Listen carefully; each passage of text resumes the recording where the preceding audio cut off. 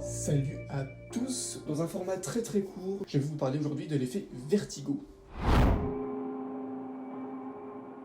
On appelle aussi travelling compensé, transtrave, contrazoom, travelling contrarié également. Derrière toutes ces appellations se cache un seul et même effet, l'effet vertigo.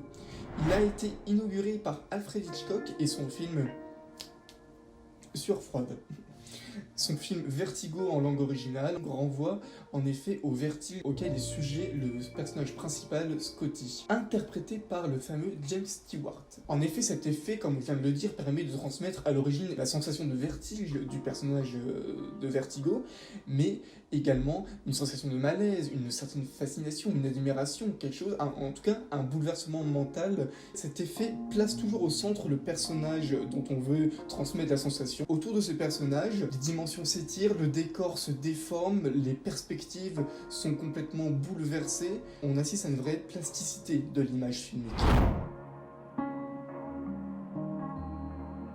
Pour parvenir à cet effet paradoxal, il faut bien sûr utiliser une pratique qui est régie par le paradoxe lui-même. Comme son nom de travelling compensé l'indique, on fait un travelling vers l'avant ou vers l'arrière avec la caméra, tout en agissant sur l'optique de la caméra. On doit dézoomer quand on avance et zoomer quand on recule. On peut pas faire plus simple. On peut pas faire plus simple. Il n'y a pas moyen. J'espère que ça vous a plu, que vous avez aimé en apprendre un peu plus sur l'effet vertigo. N'hésitez pas à me dire des sujets que vous aimeriez que j'aborde dans ce format très court. Si la vidéo vous a plu, interagissez, partagez, abonnez-vous. Je vous retrouve à très vite pour une prochaine vidéo. C'était le Sorcier du Ciné. Salut!